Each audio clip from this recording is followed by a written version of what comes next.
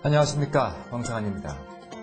외과의사이자 경제평론가로, 또 저술가로, 그리고 강연자로, 게다가 방송인으로까지 다양한 분야에서 전문가 못지않은 지식과 식견으로 왕성한 활동을 하고 있는 이가 있습니다.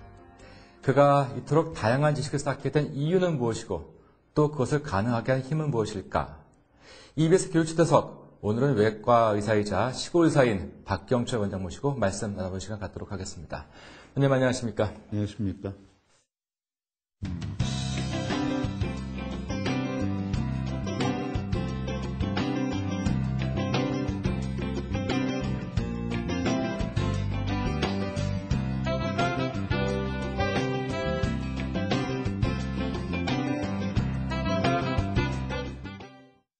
제가 외과의사이자 시골의사 이렇게 표현을 했는데요. 예. 하지만 하시는 일이 정말 많으신데 요즘 많이 바쁘시죠? 바쁜 척하죠. 어떤 일로 가장 바쁘십니까? 일단 뭐 고정적으로 라디오 진행 때문에 아침에 묶여 있는 시간이 있고 그 외 대부분의 일은 이제 뭐 강연이나 아니면 글을 쓰거나 아니면 기업과 관련된 일들 뭐 이런 일들이 있고 또 금요일 토요일은 또 진료도 좀 섞여 있고 그렇습니다. 네.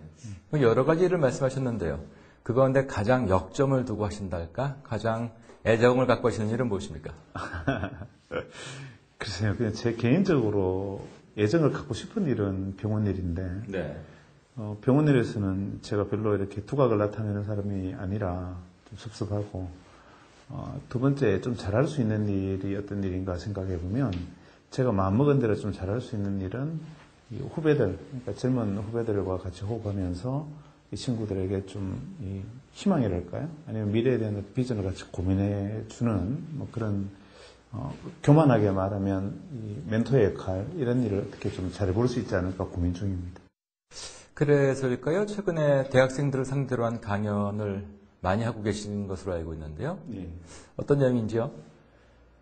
원래 이제 주로 이제 중고등학교나 대학생들을 대상으로 한 강연이 제가 전체 강연 중에 한 3분의 1 정도를 차지하고 있었는데 좀 더 이제 제가 개인의 힘은 너무 미약하니까 훌륭한 선생님들을 같이 모시고 이야기를 할 수 있는 기회, 들려드릴 수 있는 기회를 만들고자 좀 생각하고 있고 그 일환으로 이제 안철수 선생님하고 같이 전국의 지방대학을 돌면서 이 지방대학에서 지금 고민하고 있는 학생들과 같이 호흡하고 대화하고 이야기를 들려주는 그런 프로그램을 시작을 했습니다. 네.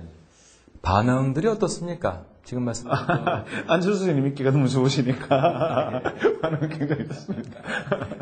맞습니다. 그런데 그 댁은 안동이시죠? 네, 집이 안동입니다.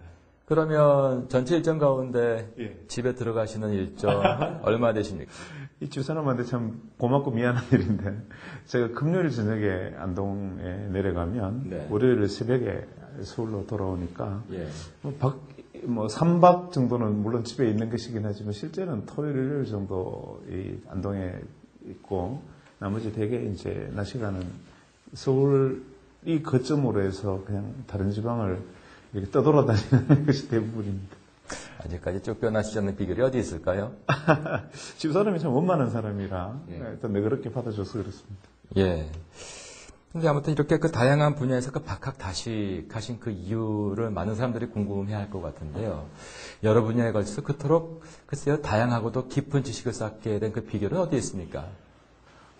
이건 이제 겸양이 아니라 이 다양하고라는 말까지 부인하지는 않겠지만 깊은 지식이라는 말에 대해서는 틀린 말씀, 너무 이제 저를 높이 평하신 것인데 저는 이제 다양성의 장점을 가진 사람이라고 생각합니다. 예를 들면 깊이 아주 날카롭고 깊이 들어가 있는 학문은 왕 교수님처럼 대학에서 이제 학문에 정진하시는 분들이나 특정 분야에서 어떤 탑을 쌓아 올리는 분들이지만 저 같은 사람들은 다른 사람이 쌓아 올린 탑의 계단 위에 올라가서 그래서 염탐하고 구경하면서 이 탑도 올라가 보고 저 탑도 올라가 보고 이렇게 하는 거죠. 그래서 저는 이 다양성, 수평적 관점에서 다양성의 모델일 수는 있겠으나 이 깊이의 측면에서는 굉장히 부족해서 제 스스로는 박이부정하다라고 평하기를 하는데 연못에 보면 이렇게 연잎이 둥둥 떠 있는 것처럼 이렇게 펼쳐져 보이니까 뿌리는 대신 안 보이죠. 근데 사실 뿌리는 굉장히 가는 뭐 그런 상황이라고 볼 수 있습니다. 지금 그 말씀에 저는 공감을 하지 않는 것이요. 적어도 그 경제 문제에 관한 한 누구보다 날카롭고 또 그와 같은 내공이 없으면 가능하지 않은 글들을 상당히 많이 발표하셨거든요. 이제 어떤 사람에 대해서 어떤 편견을 갖느냐라는 것의 문제인데 저의 경우에는 이제 우호적 편견이 많으신 거죠. 왜냐하면 우리나라가 이제 80년대는 금융시장이라는 것이 굉장히 척박했고 90년대는 이제 제도가 성립되는 과정 속에서 여러 가지 이 불신의 고리가 있었고 2000년 이후에도 꽤 많은 일반 대중들이 언론을 통해서나 혹은 이제 우리가 기존 제도권의 어떤 금융 시스템을 통해서 듣는 정보가 과연 정보의 접근성 면에서 이게 민주적이거나 혹은 공평하거나 정말 올바른 정보를 내가 받고 있는가에 대한 많은 고민을 하는 계기들이 있었죠. 예를 들면 IMF가 터졌다든지, 뭐 2002년에 뭐 신용위기가 왔다든지, 혹은 2007년에 서프라임 위기가 왔을 때 우리가 언론을 통해서나 아니면 제도권의 어떤 전문가들을 통해서 이야기를 들으면서 그런 경고를 듣지를 못했죠. 근데 그분들이 사실은 짐작을 못해서 안 했다라기보다는 신중할 수밖에 없는 분들이라 아무래도 신중해서 말을 걸러서 하다 보니까 대중 입장에서 섭섭하고 소외되어 있다는 느낌을 받는데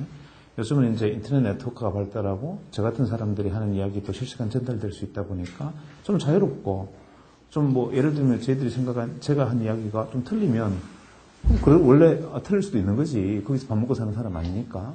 그러다가 갑자기 제가 생각한 이야기가 좀 현실화되면 야 놀랍다 뭐 이렇게 이제 긍정적이고 우호적 편견을 가져서 그런 거지. 사실 제가 깊이가 있어서 그런 건 아니고요.